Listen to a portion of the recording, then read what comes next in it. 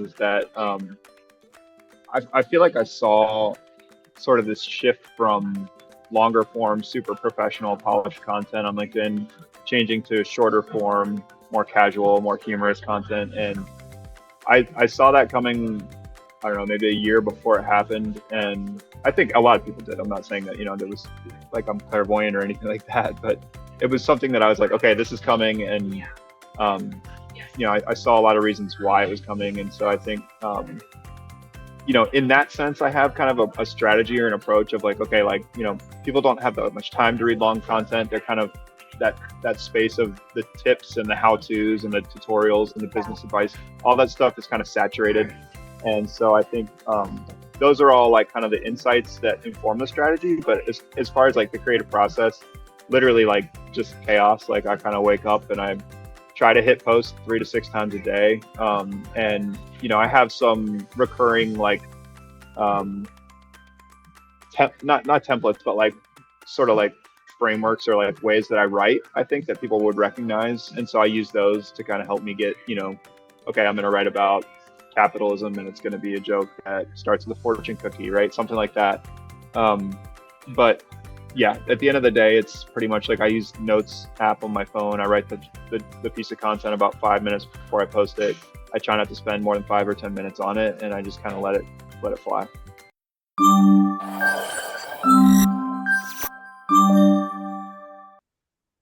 So hi guys, this is Ayman and I'm back with another episode of Mindful Marketing, and today we have the very famous Nick Power with us, who's actually a senior marketing leader and he's very well known on LinkedIn for his humorous content. So we have a very interesting topic today, which is how not to be boring in marketing, especially on LinkedIn. So all over to you, Nick. I want to ask you first of all that how do you wake up being so funny every day? Um, I don't know. It's not. I would say it's not something that like I feel like when I write, I have a different sense of humor than when I speak, and so like when I'm around close friends, it comes out. But when I'm writing, I feel like that's when I can really get into my kind of uh, my humorous mindset. And so I don't plan out any of my content. I just kind of wake up and I figure out what I'm gonna chat on or what I'm gonna write on and put it out there. So I don't know. Just kind of, I think one of the things that I try to do is put like a surprise in each of my jokes or my posts, and so I think that kind of helps give it a style and also like a little bit of a kick where you're like, oh, that like didn't see that coming kind of thing. So That's nice.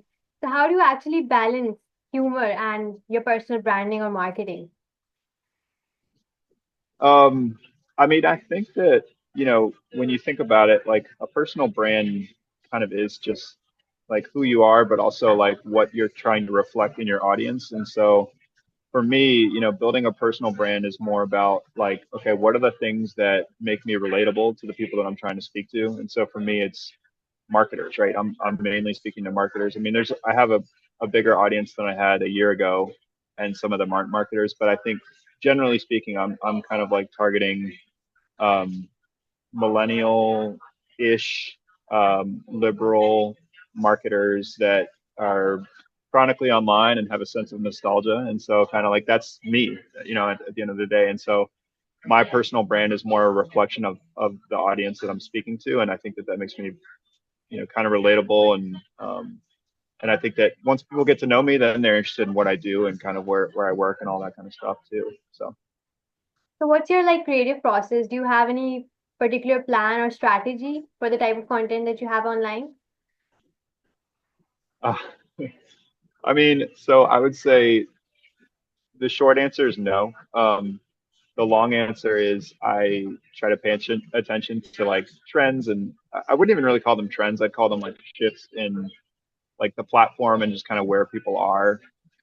So like, one of the things that I've kind of like brought up several times is that I feel like I saw sort of this shift from longer form, super professional, polished content on LinkedIn, changing to shorter form, more casual, more humorous content. And I saw that coming, I don't know, maybe a year before it happened. And I think a lot of people did. I'm not saying that, there was like I'm clairvoyant or anything like that, but it was something that I was like, okay, this is coming. And I saw a lot of reasons why it was coming, and so I think in that sense, I have kind of a strategy or an approach of like, okay, like, people don't have that much time to read long content. They're kind of that space of the tips and the how tos and the tutorials and the business advice. All that stuff is kind of saturated, and so I think those are all like kind of the insights that inform the strategy. But as far as like the creative process,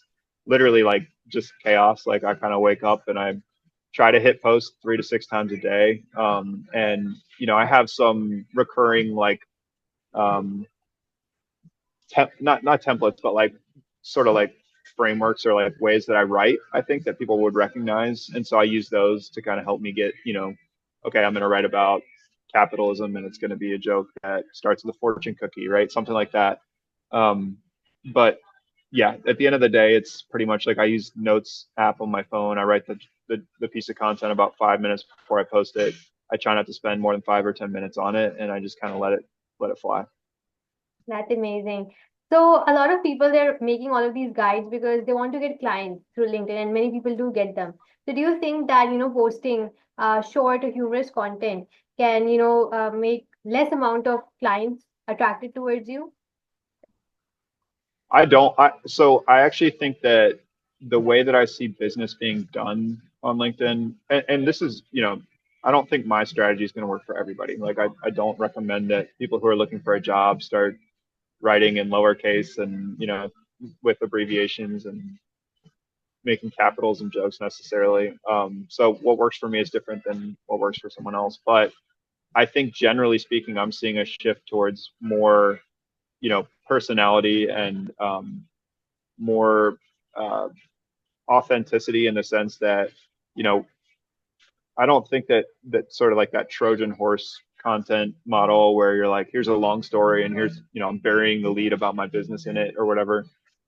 I think that stuff is going to work less and less because again, it's just so saturated. And so I think what will work is building a voice or a name for yourself in the space and having people, recognize you for that. And yeah, I think that your values should come through there, and those should be consistent with the service or business that you're associated with. Um, but at the end of the day, I think that we're going to see business being done in a different way. And so you know, I think it's something that people should consider when they're, especially if they're struggling to drive leads or, book meetings or whatever with overtly business content. It's like maybe you should try and lead with yourself and then introduce the business, and find the people that you want to connect with. That's another, like, you should be targeting or being in front of the people that you actually want to be connecting with. So, but I don't think you necessarily need to jam the business content down people's throats to get business. Nice. So a lot of people and even businesses, like you were saying, they think that you should have a lot of professional and generic content online. Do you not agree with this? Because when it comes to LinkedIn, a lot of people think that, you should post only professional content, but your niche is completely different. I think that like so there's a few ways to look at this. In my opinion, your experience, your credentials, your like sort of professional accomplishments, those should live on your profile, and you should have that like sort of you should be able to speak to that too. Like I'll bring up sometimes in my content, I've been in marketing for 15 years, like I know what marketers need and things like that at this point. But I think that in terms of like just how we get information on the internet now. Like, okay, there's AI, there's YouTube, there's just a waterfall of information. And so really anybody could go and just generate that content, and they could be totally inexperienced or they could be, it could be inauthentic content, and they could still put it out there. And so I think to me, sort of that like um, that veneer of professionalism, like over content that may or may not even be good, like to me that's kind of fading out in terms of importance. And to me it comes down to how do you think, can you show that well, and is that intelligent, is it unique, does it add value, and who are you someone that people want to work with, do you have values, like do you have you know um, unique talents that people can that they want to involve themselves with. So I think, at the end of the day, especially on LinkedIn, there's like a genetic component of professionalism that I'm grateful for. At the end, like honestly, like I think that people have a higher bar of what they hold themselves to on the platform than they would on like a Facebook or a TikTok or whatever. And I think that's good. But I also think like for a long time this has been a space that's been dominated by like almost performative level of professionalism where it's just stuffy and sort of like, okay, I don't even want to be here. You know what I mean? I'm just being sold to every other post and like I don't want that. So yeah, I think it's fading out a little bit and being replaced by, you know, is the content good and are you a unique person that, I'm interested in learning more about. Yeah, so you talked a lot about AI and AI generated content. So do you think that AI generated content will be taking over LinkedIn because a lot of people are using AI and a lot of people also look like bots because they're speaking exactly how ChatGPT speaks. But your content is extremely unique because it looks like you're speaking. It's not like ChatGPT or something. So do you think AI is going to be taking over LinkedIn like it has been taking over SEO and Google and everything? I think that we're going to reach an inflection point where that stuff starts to be less and less rewarded and less looked at. And I think it's already kind of happening. Like you see a lot of friction happening, with posts about M dashes and Yeah. things like that. And so I honestly think, it would be naive of me to say like, oh yeah, AI is not going to have any place in the future. Like it's silly to say that, but I do think that, there's some feelings of like a flash in the pan or kind of like this bubble that's happening around AI where people are like hyping it up as like, this is, this is going to replace everything. It's going to, yada, yada, yada. And to me, like I've kind of been a case study for the fact that like it's not like I don't use any AI in my content. I write it intentionally to not look like it's written Yeah. by AI because I want it to stand out as like uniquely human, and that's why I put selfies up too. Like I want people to see me as a person and not a piece of content and not like a generated strategy or anything like that. So I really think that kind of this what AI is pushing in some ways is a like a craving for more human content and human interactions. And I think it's also helping us, or maybe forcing us to define what does it mean to be truly human, which is like a weird existential thing to think about in a business space. But like, you know, if anybody can just generate their content on AI and then post it on the internet, it's like what of you is in there? You know what I mean? And so it's hard to draw that line. And I think yeah, so to answer your question, I think we'll see more of it, and then I think we'll start to see a more widespread sort of, the pendulum will swing back the other way, and people will start to back away from it and say like maybe we shouldn't, be so reliant on this tool. Um, that could be wishful thinking, but that's my take on it. That's actually very right. So how much do you think is vulnerability allowed on LinkedIn? Because there was a time or there was an era in which everyone was just posting about their promotions, their jobs, their new ventures. But now, like you have taken a turn, and I've seen a lot of other creators. They're very vulnerable on LinkedIn. They're very real. So how much do you think this is actually important for the future of LinkedIn? Vulnerability. Yeah, Um, I think it's important. I mean, like again, just stepping back, I think the like whole purpose of LinkedIn is to connect with people, yeah, right? Like it's a social media platform that just happens to be in the business like vertical. So um, when you think about what it takes to connect to another person, there's like these different levels or layers of connection. Okay, like we're going to talk about the weather first. So, what like the very surface level stuff that's kind of anybody can talk about it without revealing anything about themselves. And then the next step is like, okay, well, what do you do, or what do you do for fun? But then when you get into the real stuff where it's like, okay, but who are you, right? Like, what are the experiences that have defined you? What are the things that you care about? That kind of stuff. I think that we have this really unique opportunity to jump right into that stuff with content where you're, at least in my case, like I'm trying to skip over all that small talk and even really like a lot of the contextual stuff. Like some people are like, well, how do you write such short posts? And I'm like, because I assume that the people that I'm talking to already have context and know sort of like, X, Y, and Z about the subject that I'm talking about. So for example, with mental health, if I'm making a joke or trying to write something, articulate something about mental health, I'm speaking to people who have some experience with that, and I'm assuming that they have, some of those feelings too, and that's why they can relate to it in such a short amount of content. So I think vulnerability is a way that we're able to connect with people, and I think that it's one of the most powerful ways that we can cut straight through and just be like, okay, who are you really? Like, because it establishes a level of trust, a level of authenticity, and I think just yeah, honesty. That's nice. So a lot of people also they start posting about their own company and whatever they're doing in their job and all of that. But there has been a shift where everyone is talking about their personal brand. Even you, I don't see you posting a lot about your job or your company. It's all about yourself and the struggles that you're having, the jokes and all of that. So how much important do you think it is that to post about yourself rather than making your account look like a company's account?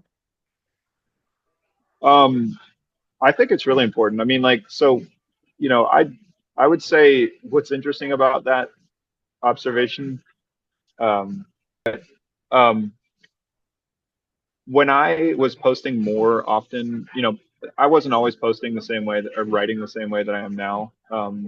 I wrote a lot about marketing. I wrote, kind of more typical thought leadership, and I included a lot of stuff about, my business or whatever. And not that many people were interested in it. Like it was kind of hard to drum up interest in the place that I worked. Um, this is, a year ago at this point or whatever. But and so now, and I wouldn't really say I'm like writing about myself all the time. It's more that I'm trying to find the things about myself that other people can relate to. And I think I've never had so many people interested in the business that I work for. And I've had noticeable amounts of traffic increase to the, where I work, Noun Project, the website. And so I think, at the end of the day, yeah, you want it to be visible where you work. And like people bring it up in my comments all the time. They're like, I'll write a post that has nothing to do with Noun Project.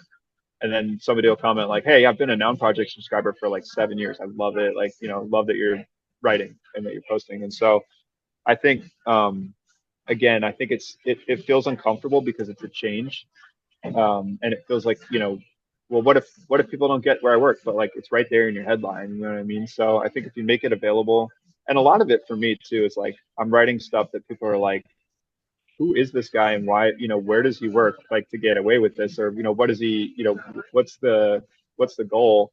And so then they sort of create the question before I even have to give them an answer, if that makes sense. So.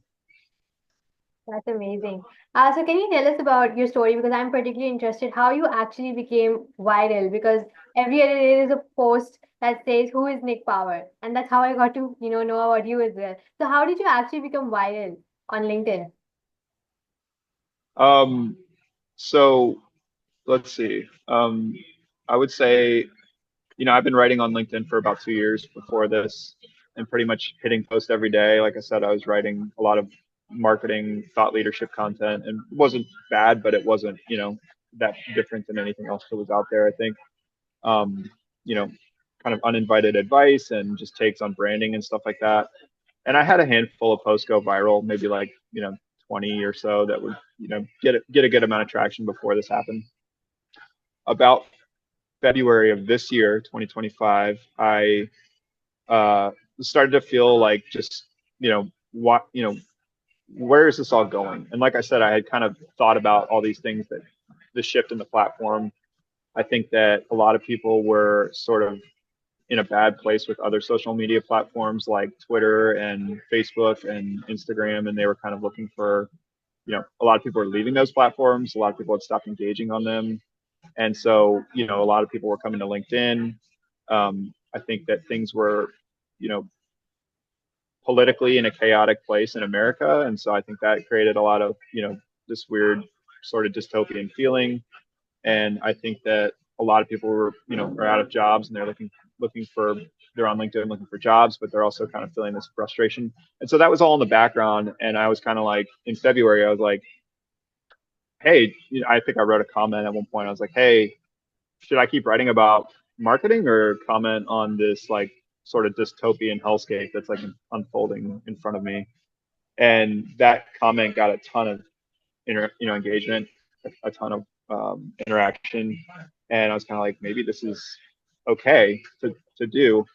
And I had seen stuff like, Duolingo, right? Like, great example of just being sort of like off the cuff and a little bit, you know, wild, and that working from a business standpoint. And so I started to kind of shift into a more casual tone. I was like, I'm going to write like AI couldn't write. I'm going to write things that AI couldn't write, because that was flooding through. And so I think people were kind of getting saturated with that. And so yeah, and then I noticed too, like, if you go on TikTok, there are creators that post like multiple times a day. And before, on LinkedIn, it was kind of like the best practice to do once a day or whatever, 3 times a week. I just started hitting posts like 3 to 6 times a day, like all the time, and just shorten the content because I was like, I don't think people have time to read long stuff anymore. Like I think, and so I did all these kind of things that basically broke the rules of LinkedIn for what it was, like things that I think people don't realize that they're following as rules, but they are. And so that got a lot of attention late February, and then kind of blew up in March. And um, it was unlike anything I'd ever seen in my 15-year marketing career. Honestly, like like I said, I'd gone viral a handful of times, but this was totally different. It was like a 2-ish week stretch of just every single thing was just going viral. Basically, I had like 200 to 300 people post about me in 2 weeks. I gained 10,000 followers in like 2 weeks. Um, I hit 4.5 million impressions in a month. Um, so it was just a crazy, it was like an explosion. Like I kind of woke up one day and it was like there was 300 notifications on my phone. So um, yeah, it was not like anything I'd ever seen or expected. I didn't anticipate it to be like that. I thought it would catch on, but I thought it would be like more of a, you know, a slow burn or take years, but it was like weeks or days. So That's amazing. So a lot of people, those people who are actually starting new on LinkedIn, they actually get lost somewhere in between. And there are a lot of people who are, creating content, but everyone gets lost in the middle. But you were someone who actually got noticed. So what advice do you have to all of those newbies out there that how can they actually get noticed, especially when there's so many creators online?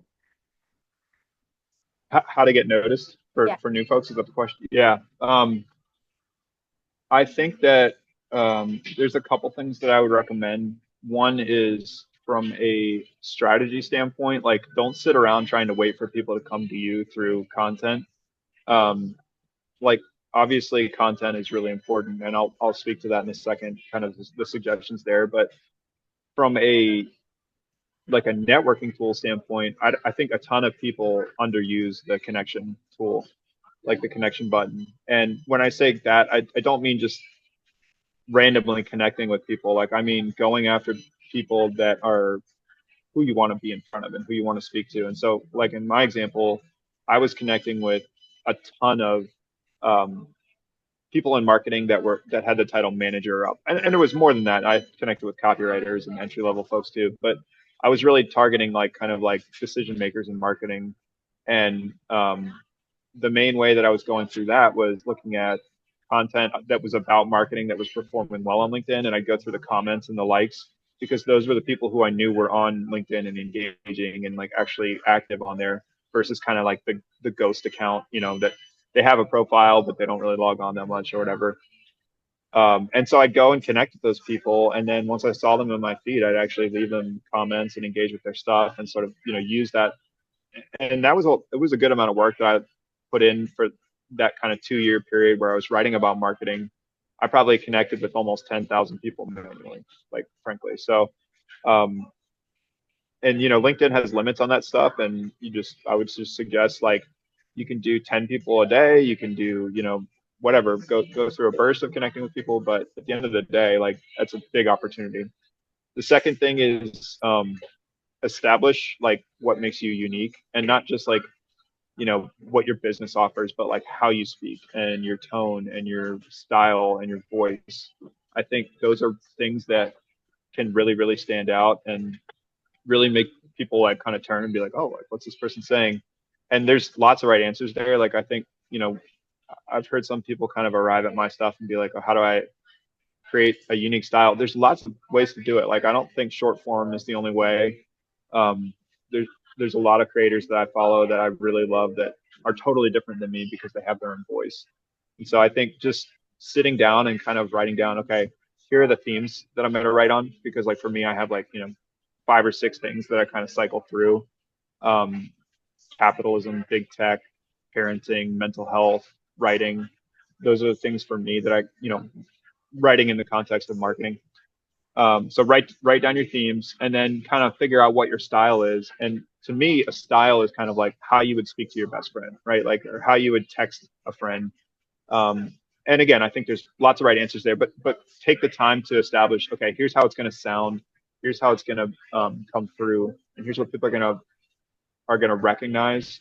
Because one thing that I tried to do for myself was create a like a style or a voice that was so unique that people would recognize it even if my name or profile picture wasn't next to it. Yeah. So I think if you can do that, and there's a bunch of creators out there that do that, but I think that's kind of like the goal, is like people should be able to recognize it without even your name attached to it. That's nice. So you talked about your themes. So how did you actually select all of those 4 to 5 themes that you talked about right now? How did you select them? Was it something that just interests you, or did you actually, went out to research your target audience and what they actually liked? So it's things that I care about at the end of the day. Like, I'm a parent, I've struggled with mental health issues. I feel very much, very strongly that a lot of the issues we see in the world right now are due to late stage capitalism and poorly distributed wealth.